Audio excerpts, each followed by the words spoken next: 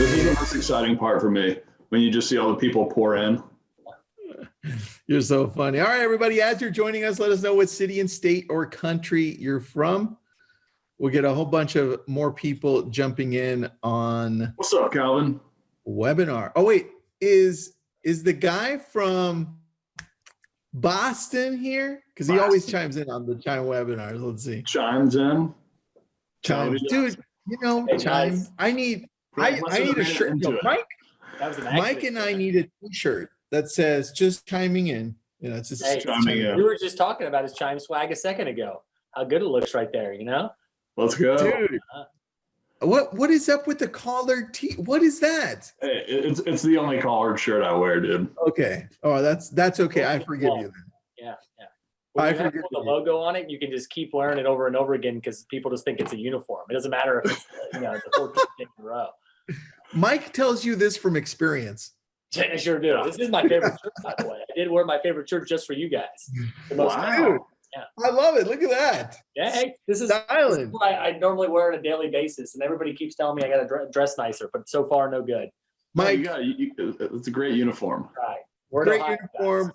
Yeah. And for those of you joining in on the Facebook side of this, welcome. Let us know what city and state or country you're from.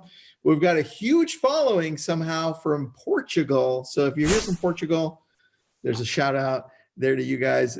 Atlanta here. Let's go, Selena. I got a question for you. You have no way. Have you been to Cookout? Cookout. always Cookout. Mike, you even know what Cookout is? Honestly, I thought he was misusing the term for a second there. I didn't know what Cookout was. I was like, does this guy know? Randy, I was about to take him offline and ask him. Of course he has. Yeah. I thought for a second we were going to interview Mike. You know, he's the top 1% Coldwell Banker. He's using Chime, but I was wrong. We're going to be talking about Cookout. He's much more interesting than me. That's for sure. It's so it's good. probably more interesting than the technical stuff, right? That we're going to talk about. Who cares about Chime? Let's talk about fast food. Hey, I'm ready for that one. That's so good. All right, everybody. Thanks for joining us. If you missed the beginning portion of this, Cookout is a fast food chain in Atlanta that I'm missing out on, and I'm sure Mike is too. Somehow, what's the equivalent? Randy stole a menu from Cookout when he was younger, and it might be in his room right now. So if it is, Randy, feel free to chime in anytime. But Mike, thanks for joining us, buddy. You're an amazing real estate agent from what I hear. This is our first time talking, so I'm excited. I have a lot of questions for you. It's a lot of pressure here. I tell you what, I need to come on this podcast more often. You're going to tell me I'm an amazing real estate agent. I'm the top 1%. These are things you don't hear on a day-to-day basis, and it doesn't feel like it every day. It's just a grind, I think, like the rest of us all out there. Doesn't matter. I'm all about positive affirmations, Mike, so I appreciate it. Just text me for one, and I'll just throw them at you. All right. 5 a.m. tomorrow morning. There you go. That's too early. Yeah, that's like 2 a.m. my time. I don't think so. Record it the night before and send it to me, so then I wake up. Set it up on BombBomb to schedule when it sends. There you go. That's automated. Automated. All right, Mike, tell us a little bit about your background, how long you've been with Coldwell Banker, and what your team structure looks like. Sure. Well, thanks again for having me. I mean, this is a lot of fun. You know, it's funny when I told a buddy of mine who's in the agent or in the brokerage business here in Cincinnati that I was going to be on it. He's like, "You're going to be on LCA? How'd you do that?" I was like, "Wait, I got to back up for a second. I didn't realize it was actually a big deal." So thank you guys, and thanks to everybody listening in. I hope I have some nuggets that'll be helpful. I mean, I'm learning like the rest of you guys out there. So my name is Mike Hines. I'm in Cincinnati, Ohio. We work with Coldwell Banker. My team is called Build Collective. So we're actually in the new construction space, as well as the resale space, but about 60 to 70% of our business on any day is typically on the new construction side. So I got into this business back about, graduated college in 2006. But even prior to that, my dad had worked in and you can actually see some of their folks. They're that's my dad actually right there, kind of going across the page. He had been in land development for the better part of 30 to 40 years. So when I got out of college, studied urban and regional planning. I got out of college and started working for him in 2006 and 2007, which was awesome in the very beginning. But then, of course, the market tanked right after. So we went from selling 100 lots a year to 2 the next year. So, and then I think it was 0 the following year. So it was not the most fun time, but you learn actually in those times. For me, I mean, I learned how to be scrappy and to figure stuff out. So that's our team right there. So now, fast forward. Wait, Mike, Pepper is part of your team. Pepper sure is. I love Pepper. Around here somewhere. I don't know where. That's so cool. I love actually Pepper is part of your team. That is so good. She's the brains behind the outfit. She sure is. She's at least the looks. There's no doubt about that. So good. So good. So in 2010, I went back to school just to go grad school, just in case, because I mean, I didn't know what was going to happen with the real estate industry. Went back and kind of my dad and I put our heads together and said, okay, what do we want to do coming out of this? Do we want to go back into the development field where it's risky? There's a lot, you're leveraging yourself. There's a lot of risk in that. Or do we want to look at something a little bit new? So we created a new business model for Cincinnati. I say new, it's just a little bit of a tweak on what you typically see. And we became kind of like a land and new construction brokerage under Coldwell Banker. So we used to be actually called the New Homes and Land team under Coldwell Banker here locally. And our Coldwell Banker is really strong in Cincinnati. It's I think we have top market share here and just awesome agents. Not that there's not other great brokerages, but here in Cincinnati, it's really, really, really strong. And so we started with them back in 2010, started getting things up and running. And then over the course of the next 10 years, fast forward to now, we like to say we try to command that real estate new construction market here in Cincinnati, Ohio. And our team structure essentially is we have 4 agents, all that work with us or in varying capacities within our resale, new construction, or land divisions. And then we have 2 support staff, Becky and Emily. And I say support, they're really the ones that kind of hold everything together. They manage our business. For instance, Becky Mannix is really the one that should be on this podcast right now because she's the one that figured all of Chime out. She spent countless hours, months to try to figure this out, to try to understand how it could work and enhance our business. So she's really our business manager. She works in strategy and marketing. And then Emily helps us as our client care coordinator to help us just really coordinate within clients and try to make sure we're keeping everything going. So quick breakdown. So there's 6 of us, along with our videographer, Drew, makes 7, but he's obviously a subcontractor. We have a transaction coordinator as well that's outsourced. So the core team is 6, 4 agents, 2 support staff. And we have our own little office space that we rent just outside of the brokerage just to keep ourselves focused. And that's that. That's us. Dude, that's a nice structure. I like it. Yeah. So it's a lot of figuring out. A lot of mistakes were made to try to get to where we are today. Well, yeah, that's like so true. That's so true. The pretty always has an about that, right? Yeah. So on your site, I'm looking through your site, and for anybody that wants to see it, it's buildcollective.com. It's really nice, dude. Who do you use just on your main site? Who built that one out? So Agent Fire built that out with us. We started using them 2.5, 3 years ago now, and they've been awesome, phenomenal partner with that because we wanted to go with something customizable. So that's our main portion of the site, and then Chime is the horsepower behind our IDX, and we can get into all those details. But Agent Fire, I noticed that's so cool that you guys brought that together. So tell me right now, where does most of your business come from primarily? So most of our business initially, and still probably to this day, is sphere of influence, just getting out there and pounding the pavement. I mean, that's just, and that's where we use our CRM to kind of continue on that. But I'd say we have kind of a number of sources. So one is our builder business that feeds the majority of the rest of our business. So probably 60% of all the business we have comes from builders. The other 40% is a mixture primarily of friends, clients, past clients, that sort of thing that either bought houses, new construction houses from us, resale houses, or just friends that are reaching out to us. We farm our SOIs really, really well. We could always be better, but that was also why we brought Chime in to help us keep track of that because we were mediocre CRM users for a long time. But that's the primary way. And then we we do something a little bit different than most teams. We create our own inventory. So one thing I didn't hit on, I hit on my dad in the beginning of the conversation, but his main portion and job within our company is he actually goes out and finds properties. So he'll actually be the sourcer for tear down lots, places to build homes, developments. So we still do that. We feed the engine basically with that, and then that feeds our builders. And then, of course, we create inventory to sell to our clients. So it's essentially a development arm within our own company. But rather than taking it all down ourselves, we actually feed it over to our builders and our developer clients, and that creates more listings for us. I love it. Let me type in your site because some people want to see. Now, you were saying on the site here, let me grab it. On the site, buildcollective.com, you said the IDX feed, is that Chime's or is that someone else's? That's Chime. That's 100% Chime. Yes. So when we first joined Chime, and this was an issue for us in general. I don't know if anybody else has this problem. I'm sure there's plenty of people out there that do. We had a website that was working. We had already, our SEO was working really well. We didn't want to mess with that, but our IDX feed was, to say it was mediocre was probably a stretch.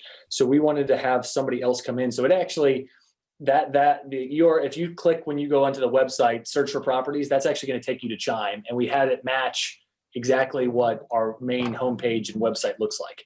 So you barely notice that you leave the page, but yet this is all Chime, and we love it. You're right. I didn't notice that I left completely, but I knew because I used Chime. I was like, whoa, this is Chime, but I didn't notice that it left. Sure. Yeah. This was very, very, very well done. Good job on that. Yeah. See, here's where you can totally tell it's Chime right here, but very smooth transition.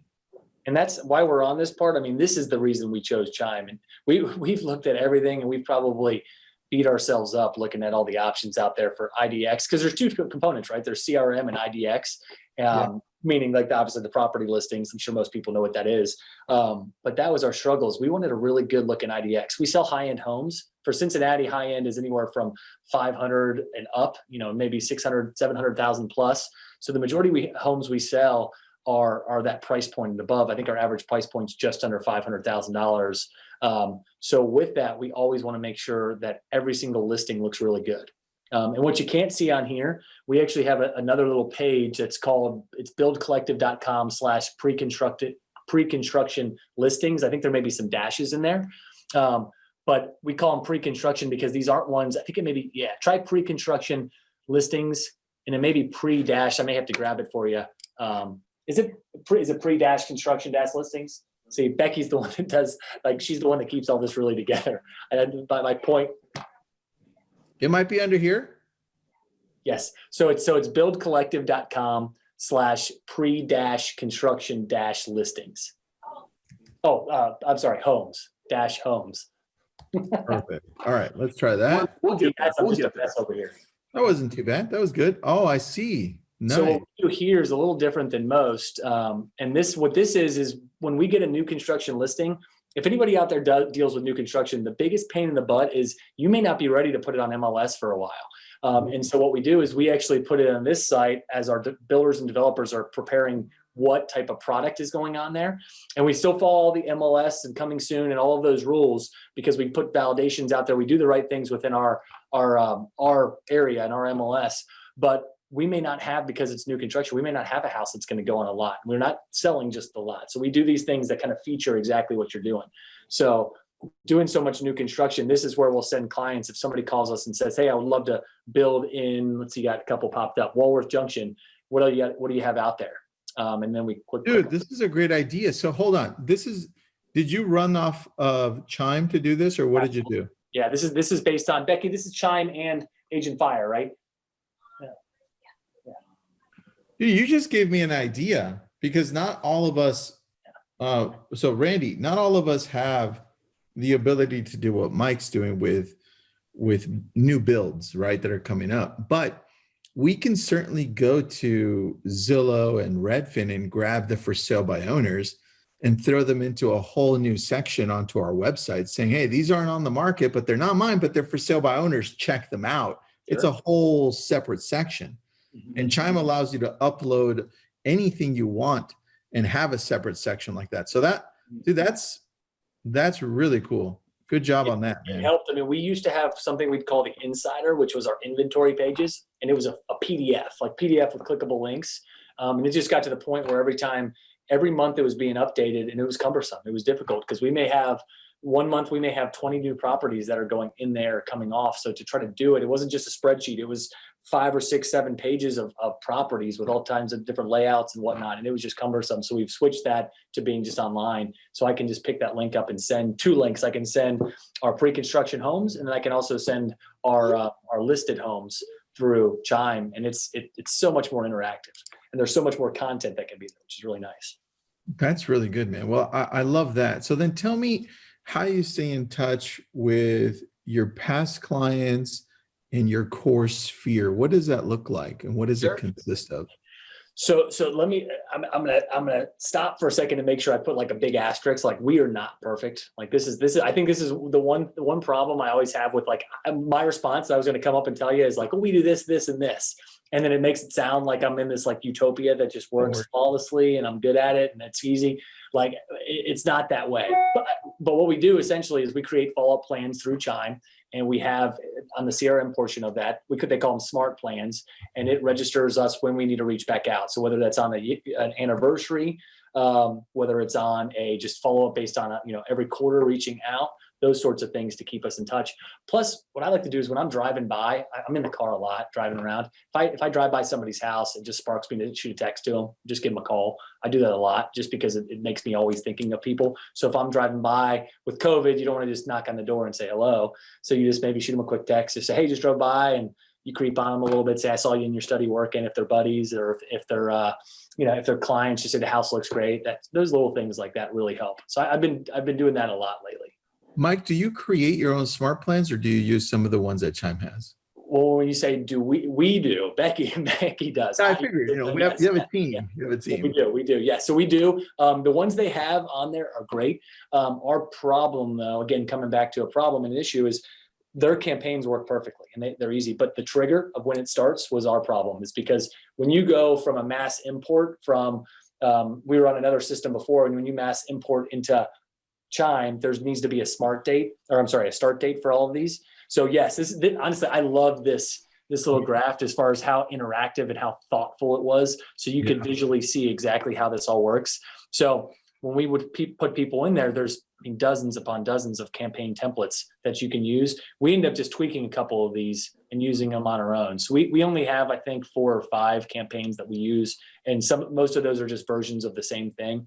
And we depending on where the person's coming from, we utilize those. But we created our own because with new construction, people just want different things. And then we may have subcategories within each. So if I have somebody looking for new construction, but they're looking with XYZ builder, I don't want to send them a campaign for everything, because then that builder comes to me with their leads. I need to make sure I'm not marketing yet another builder.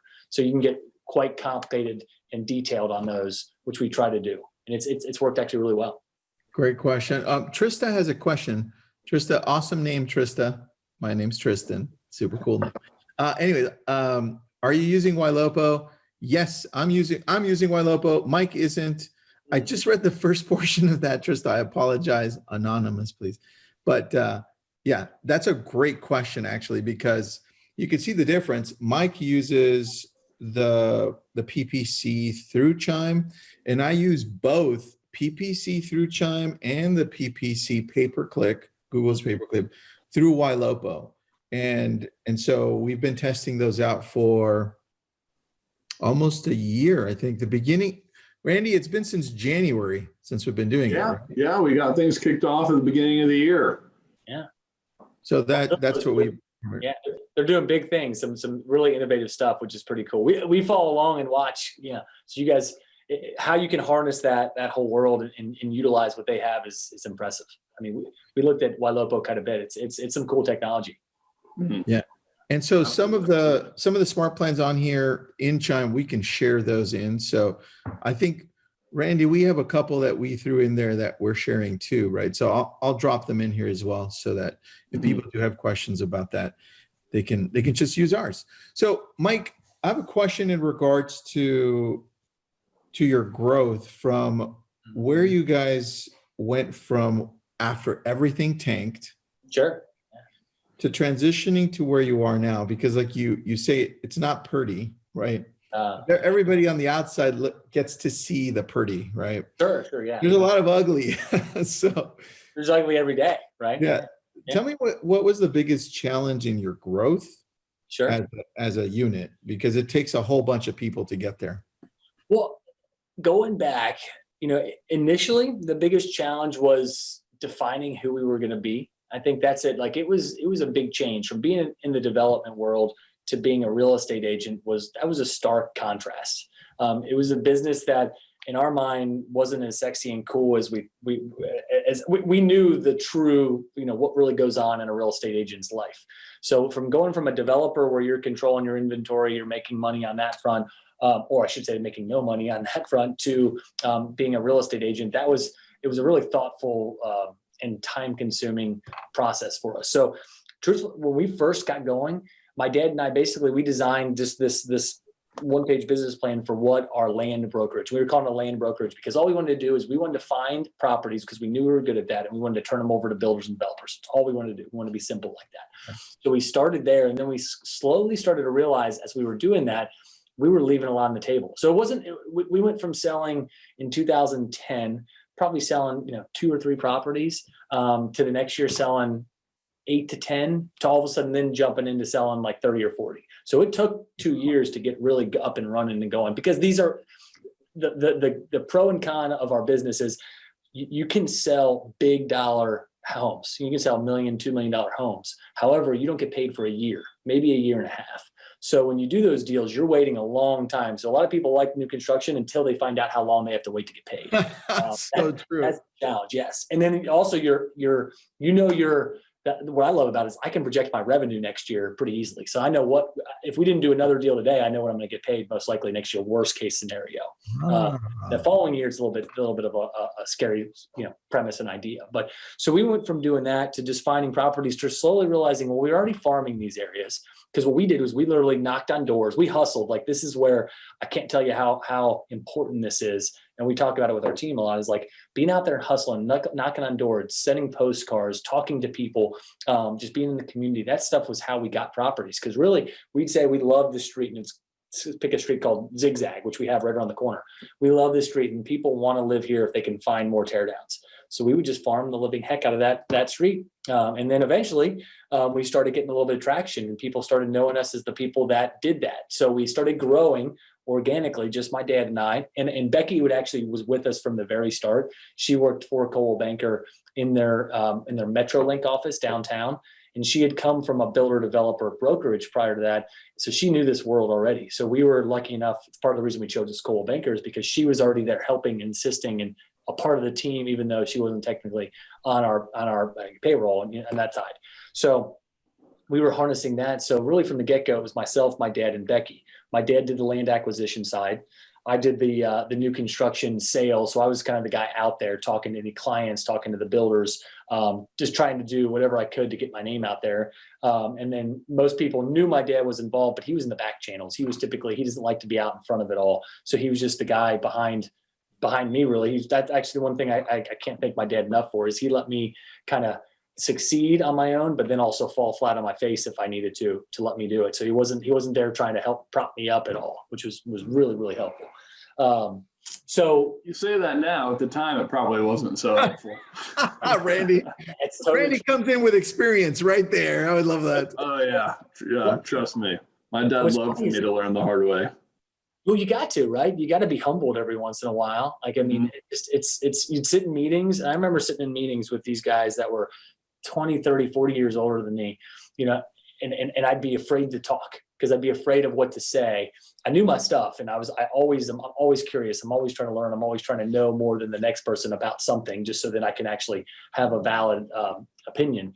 But I got afraid, and finally, like I remember just like always looking to my dad, like, is it appropriate? Is it appropriate? And then like 2 to 3 years into it, I got enough confidence to where I just was able to take the reins and do it over. And now, like, I feel like I know this stuff really, really well. And it's all about confidence. So if I could tell anybody out there, like, the one most important thing when you get into this business is you may not know it from the get-go, but just be confident in your abilities. If you're confident in your abilities and you articulate that and you share that, your clients are going to trust you. But you can't have uncertainty in your voice when you talk to them, because they're looking for you for advice. And that's what really, it happens all of a sudden, but it takes a while. It took me, heck, if you look at it from when I started in 2006 to when I actually felt like I was running the company in 2013, and it was probably a little earlier than that, but 2013, I mean, that's a long time. So just be confident in yourself and know that if you're out there learning. So I know, and I can tend to belabor answers. So if you guys just want to go, somebody can send me a message on the side, like, all right, Mike, move on. Don't worry about that, guys. No, you're good.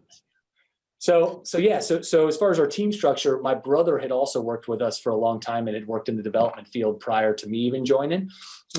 He decided college wasn't his thing, so started working back in 2004 for my dad on the actual development side. He was running jobs, doing all of that. So he joined us when we finally got up and running to where we needed help and we needed some assistance. He joined us probably in 2014 or 15. And then that's when we started hiring our first support staff as well in there, which we should have done it earlier. And we should have done different people earlier. We made some hiring mistakes going into it. And it wasn't so much that they weren't good people. They just weren't the right folks for us. And then eventually, I think it was 2016 that Becky came over and joined us full time. And we've never looked back. That was kind of the catalyst that just shot us up. So you're the second person that tells me that in 7 days. And we just talked to another agent out of San Francisco. He started in 2012, took some time to get going. Then he said back in 2016, he finally decided to make a hire. And that ended up being an amazing hire for him. He said, his name's Wilson Long. He said, the person I hired, I ended up paying half of my paycheck to. Uh-huh. But that's the one thing that quadrupled my business. Absolutely. And I was like, that is such a good point. You just brought that up again, Mike. Can you go deeper on how important it is to hire the right people in your sphere here? Yeah. I mean, I think that's, we're all good at something. You can't be good at everything. There's zero way anybody can do that. So like, I knew what I was good at, and it was being out in front of people and talking with people and having the confidence eventually to do that. But what I wasn't always good at, if we brought a bunch of business in, being able to maintain it, take it to the next level. Like I always want to do more than there is time in the day to do, which is probably one of my biggest issues. Like I try to do too much. And then because I do too much, I do a couple things really poorly when I do that. So bringing the right person in that truly knows more than you, and Becky can hear through we build our office space, and we probably should have put more insulation into each of these offices because we can all hear each other's conversations. And I want her to hear this more than she was the person that knows more than my dad and I combined when it came to how to be the account manager of a builder and what to do, because she's done it for so long. So we were able to, rather than just work for 1 or 2 builders, we were able to now work for 5 or 10 builders at any given time. Because then we knew it wasn't just about being out there physically with clients and figuring out with clients, with the end consumer and the builder. It was also about trying to make sure you were doing what needed to happen on the back end to bring the business in. So for us, like having that and having the operational component, which is the processes, the marketing, the CRM, everything kind of working together. And really, it's essentially project management, right? Like for any listing, it's a project management. There's all these pieces that have to happen to do it, and you just want to execute. No, a single agent can do that for so many houses, but then you get to too many houses, you have to bring somebody else on, another agent or another administrator. So eventually, we just got to too many builders, and we needed to bring somebody on full time, and we brought the wrong person in initially.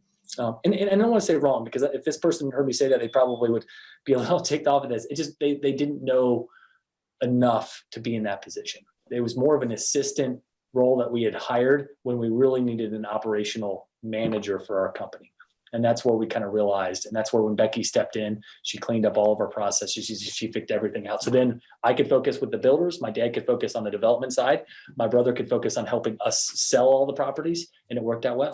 That's all we needed. So it was that one hire that changed the trajectory of our company, essentially.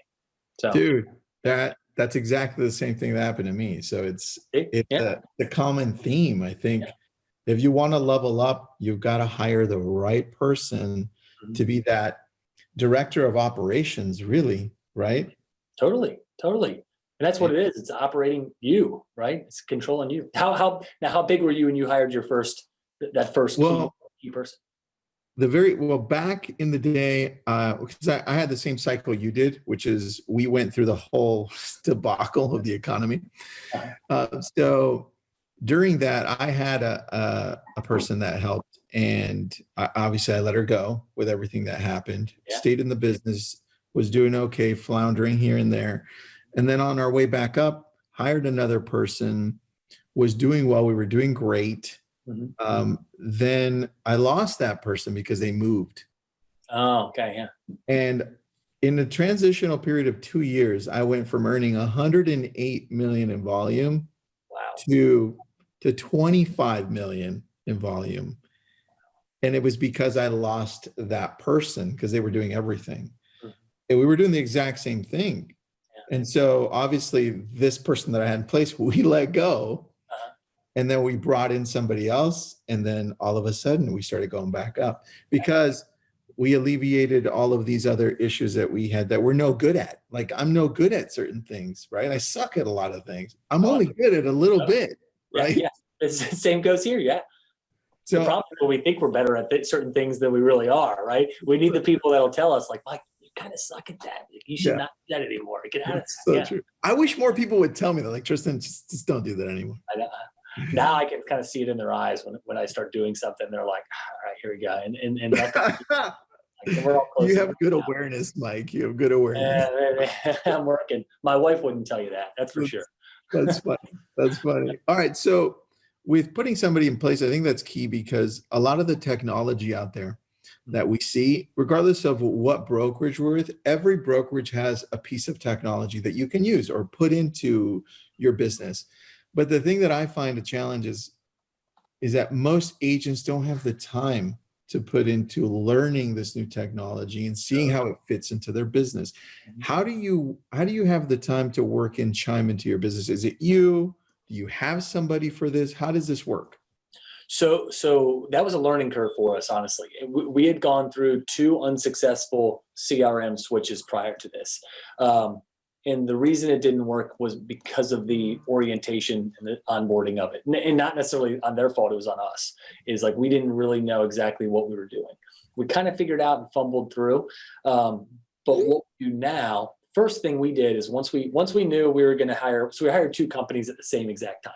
We signed up for Chime because that was a referral from another agent buddy that he told us. He's like, hey, check out this new IDX feed that I'm adding to my site. I love it. He has a partnership with another company curator that he ended up going that route. And he said, hey, check this out. They just added it to it. And he started showing me. I'm just like, this is killer. I got to get rid of, we were already talking about getting rid of our other IDX because it was just really bland and basic and it wasn't very exciting. So that was our first switch. And Chime's IDX was what brought us in. And then the user interface, I'm really into like pretty, nice little layout so I can easily understand it. I love Chime setup. It looked like it was like something out of the future a little bit. I mean, I know it's not groundbreaking in every aspect, but the look and feel is important to me. When I go on a website, I want to be able to enjoy being on there. So that was the first component is, okay, we knew we needed to keep track of everything and it needed to be better than before. And we needed to understand exactly how we're going to use it. The second step was bringing in our social media company. So we brought in Dippity to help us. And they were kind of just getting started with Chime initially. And we met them through Agent Fire, our website provider. And we knew, okay, hey, they're going to bring us a bunch of leads, kind of like YLopo does. They're going to bring us a ton of leads. How are we going to monitor and manage each of these as they come in? And is it going to be me? Is it going to be Brandy, one of our agents, Bobby, another one of our agents? How are they going to handle this and do it? So we knew from the get-go that we were not equipped internally with enough knowledge and power to take it on to setting it up. So we actually hired an operational coach that taught us how to use Chime properly. And they were not an expert on Chime. They were actually a guy named Lee Adkins, who actually knows Follow Up Boss really well. But the same ideas and same principles are what we used. So I know I'm giving some shout outs, but I mean, these are the people that really were responsible for helping us between the onboarding team at Chime, the Dippity guys getting us up and running, Agent Fire, our website provider, and then Lee Adkins. We had this like just core team that there was nothing we couldn't figure out. So we got all of them together. And when I say together, I can't tell you how many joint emails we're going through between Chime and Lee, or Chime, Dippity, and Agent Fire all at the same time to figure things out, because there's these Zapier creations and all this stuff. I'm making it sound harder than it is, but when something's not working, you got to figure it out. You got to figure out how to make it still work for you. So that's how we brought it all together. And we got that. It didn't take us a week. It took us like 2.5, 3 months to be set up, but we were dedicated to doing it right. And every Wednesday at 8:30, we had our team in the office, and we were talking through how we were going to use it. How's this lead going to follow through our progression? How is this builder's clients going to be tagged in through here? And we just went through issues, and it's not perfect, but it helped us because we tackled a different thing every single week and worked through it. And then we didn't import any of our sphere in until after the fact. So we once we got it all set up, then we imported our sphere, which I think is a mistake a lot of people make, is importing everything, all these people. And then it could be 10,000 people in here, but you don't know how they're all going to be tagged, and you hadn't really thought through that. So that's really, really important. So that's a really good point on the tagging part. And one thing that I'm not sure if you do you retarget through dynamic ads inside of, okay. That's what Dippity does for us. Yes. Perfect. So then they come in through, you bring it in through Chime as well. So it drips the information in there. Correct. Yep. So it brings it in through a series of different things. Yeah. Awesome. So Randy, do you know there's an API that works with Dippity? So Dippity is and maybe I'm going to butcher this, so I'd like to hear Mike's opinion as well, but I consider them like a marketing consulting agency. So they actually use our IEX feed for their ads.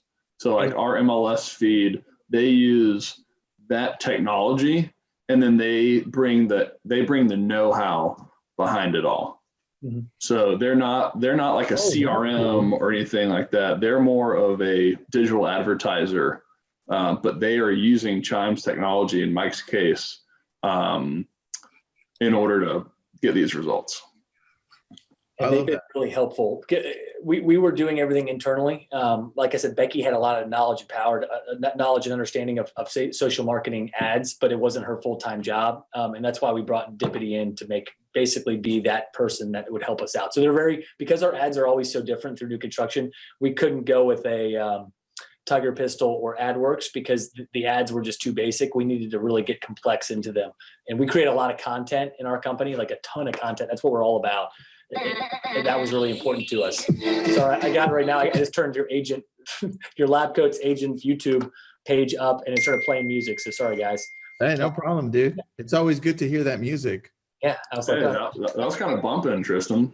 I love it. Dude, we have our own DJ that creates our music for us. So I need to see Tristan's Spotify playlist. You need to make that public. I want to see what kind of music Tristan. It's like Frank Sinatra, and it's a lot of EDM, electric. Mm-hmm. Love it. It's fired up when you get on here. I see, dude. It's very vibing. So that's real popular in the blue, right? On that note, Tessa brought up a good point here, or Jake brought up a good point. Jake's in the background running everything. The DJ that creates our music, he's actually an agent. He does DJing on the side. He just closed a PPC lead through Chime that came in August, and we just closed it yesterday, $10.5 million.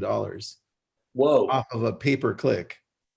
So, I mean, this stuff works. Mark is the DJ? Mark Rader is our DJ, yeah.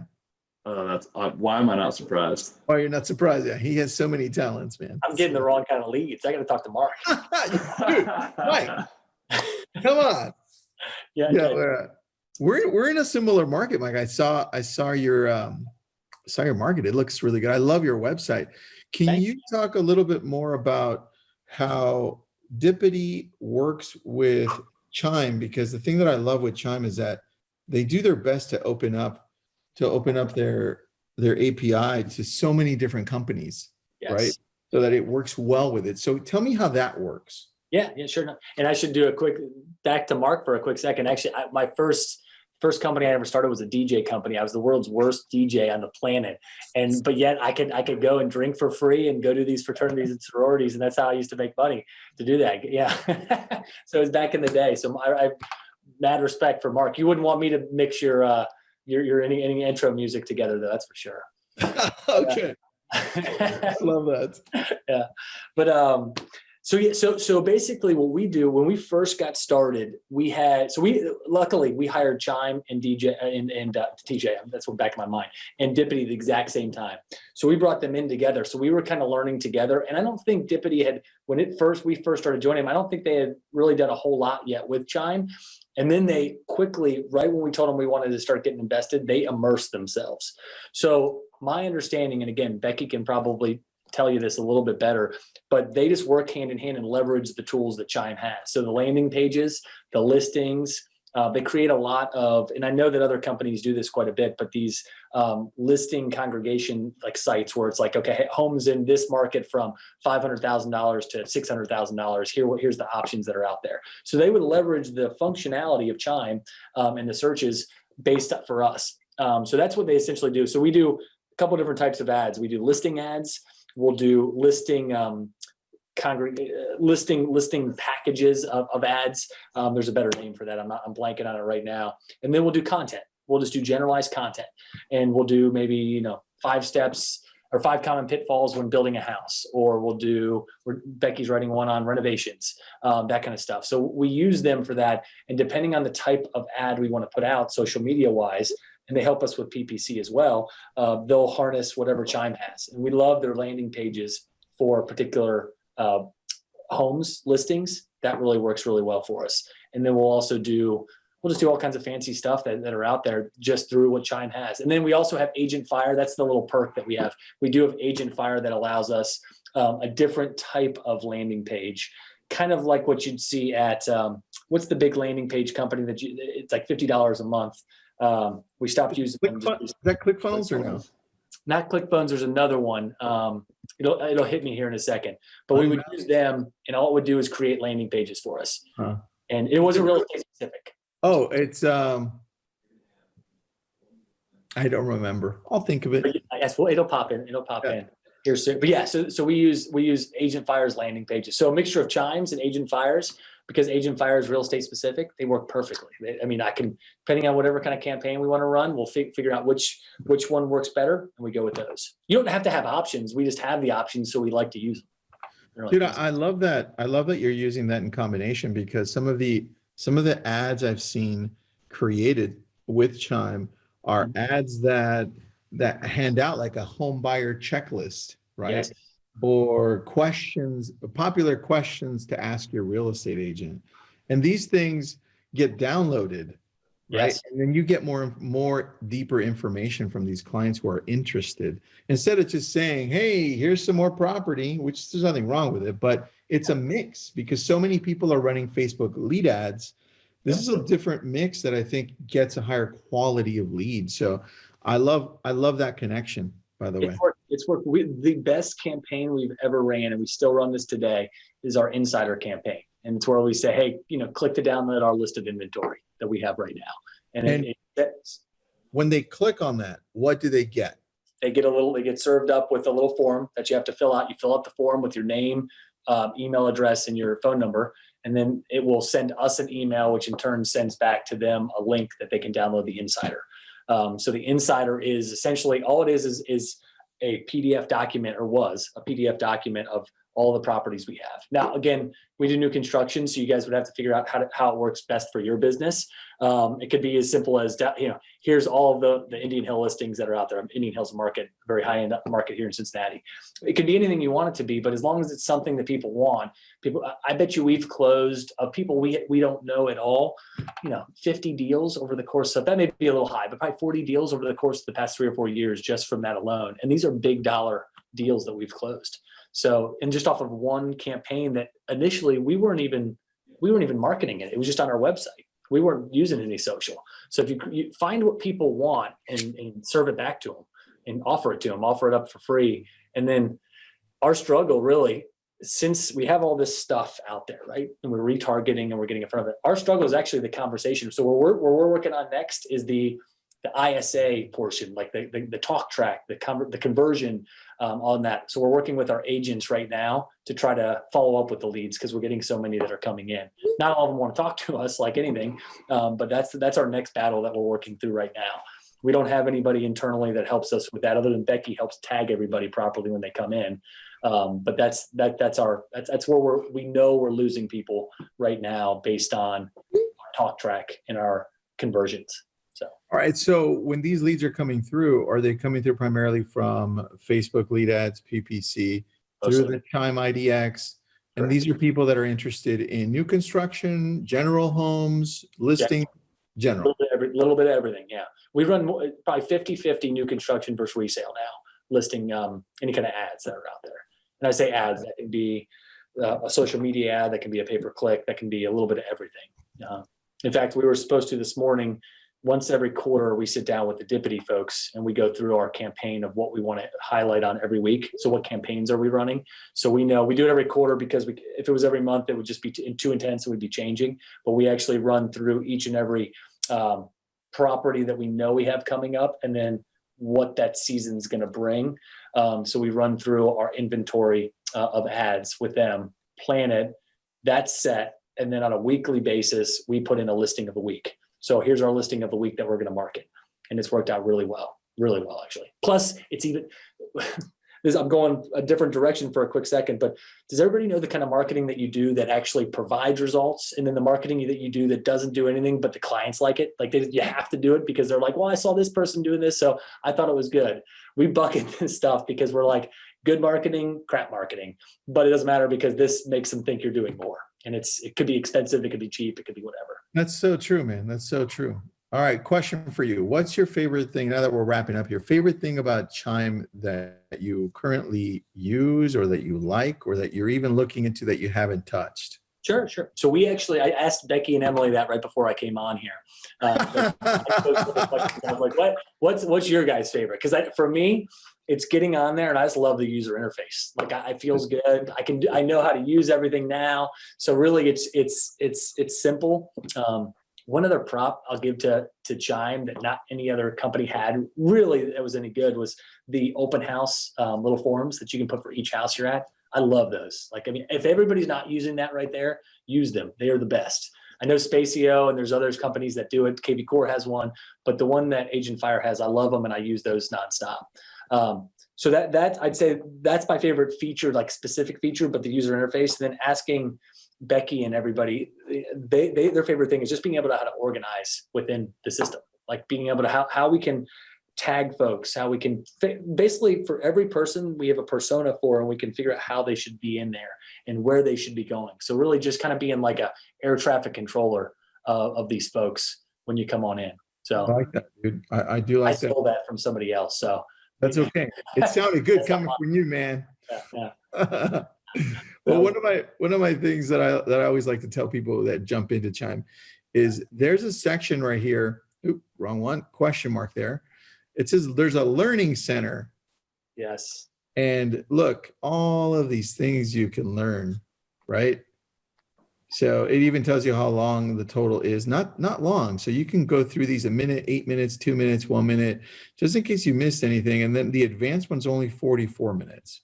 Mm-hmm. So it goes in deeper. And I think a lot of people miss that one.